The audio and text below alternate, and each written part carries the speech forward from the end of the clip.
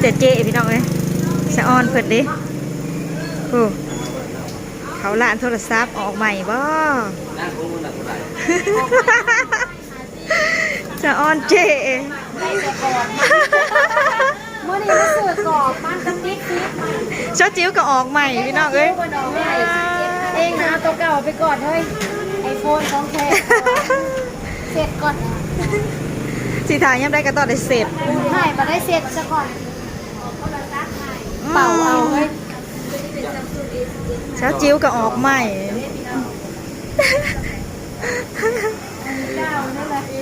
ใช้อันเก่านะเฮ้ยอันเก่าก็ยังเอาไปใส่ศพไว้นั่นเครื่องใหม่โอ้ยสะออนเด็กพี่น้อง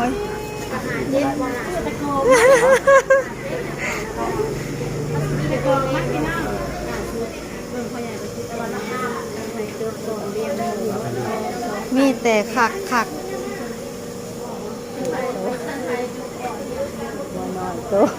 เดือนโมหมดพอ2,000ที่แทนเดินแล้วยกเลยแม่สุปนีหัวหน้า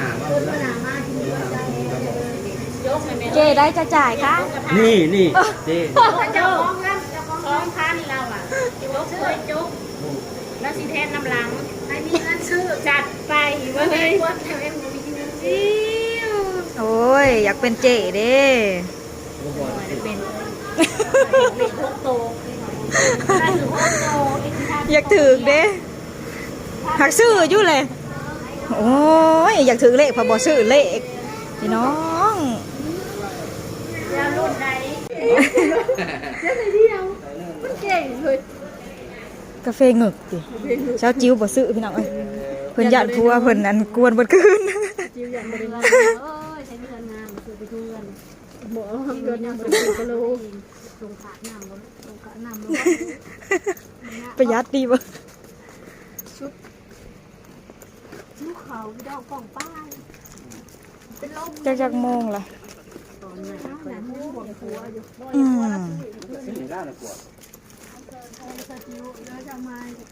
น้อยมันบ่ล้มเต็งได้นี่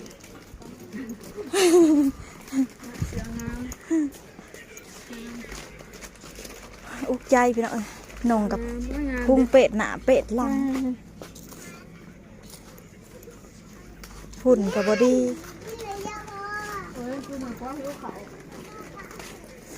กันหุ่นดีกับพ่อใส่อยู่เดี๋ยวอันใส่เข้าไปหรือจักแมนยังปานโคมเขาต้ม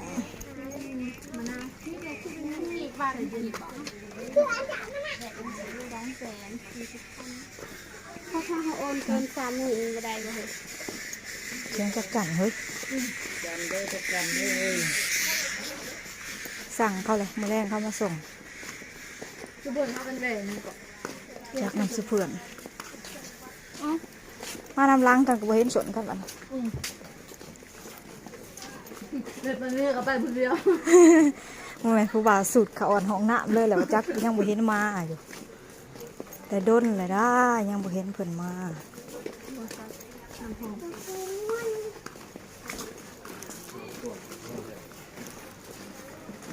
เรามาหาเขียวแล้วหรือเปล่าเพิ่นได้บ่เลยมาทุดินมาให้ดาวันน่ะบอก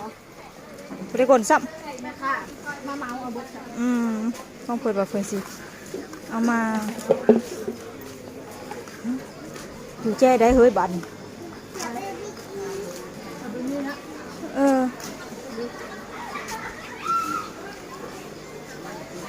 จักเพิ่นไปเขาห้องน้ำจะเขาอีกจังไปหาเราดูกันเลาะถาทำไมนะจะไปลงมาบนมีแต่ยิงเราแบบนี่ไงมันอยู่เขายิงสันคือขนมกินปักโอ้ถ้าบริเสร็จก่อนบริเสร็จจักเถื่อด้วย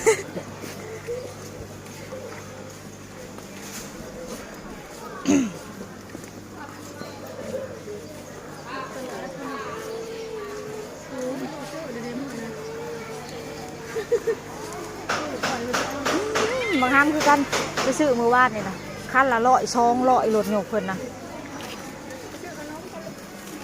ซื้อตั้งแต่โหลดไปทางใดเมื่อไหร่จะซื้อ เนื้อนะคือ กั กัน น เขาเอื่อยแล้วก็เอื่อยเอาไปเลย กล้องอยู่ที่ตลดยังบ่เห็นช็อตมาได้เลยจะอยู่ทางใด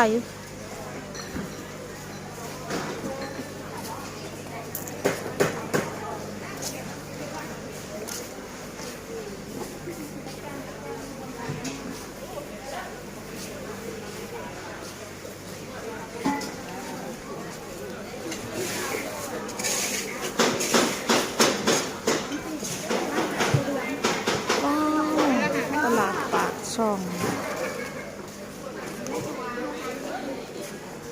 เรื่องของร้ายขนาดพี่น้องบไดมาแต่โดนจังมาเธอหนึ่งอ้าวบ่เห็นกันปะนี่คำบ้านกับนางจิ๋วไปอยู่ทางใดหยามมาลำลางกันปัดบ่เห็นเลยพี่น้องซาซูปนี่เพิ่นไปเข้าห้องน้ำผู้เดียวยังบ้านเลยเห็นสดมา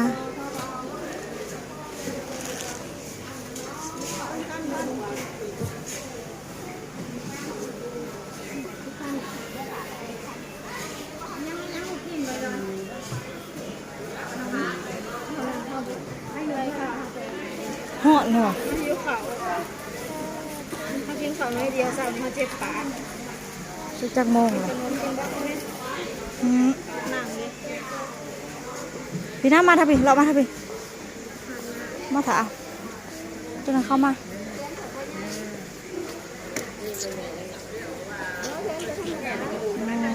ผักสดพี่น้องสลัดก็เอาเพื่อจะเป็นงามผักอลี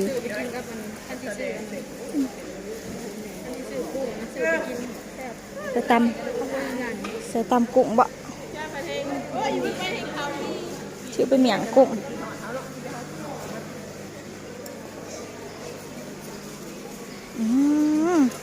จะเป็นขากเฮ้ยอันนี้นะ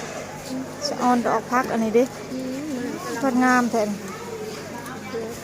งามอลี ใจเลยอยู่หมูพองกันเอาพักเลย ขายเป็นโลบ่พัก เรียน สลัดนี่ได้โลเท่าไร ลงดีเช้ากัน โลละ20,000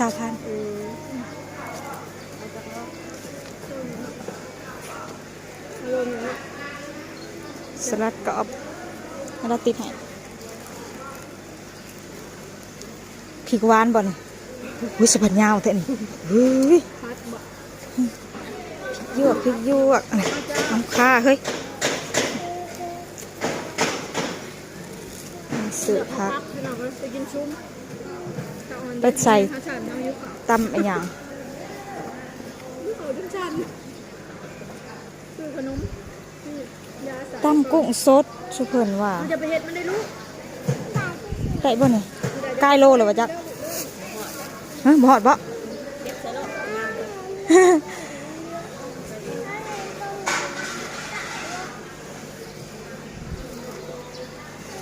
สื่อถาเจ้าปนีฮะ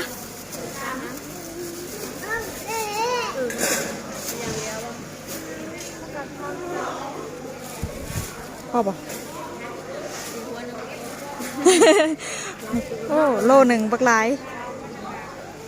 3,000 มีไหมจ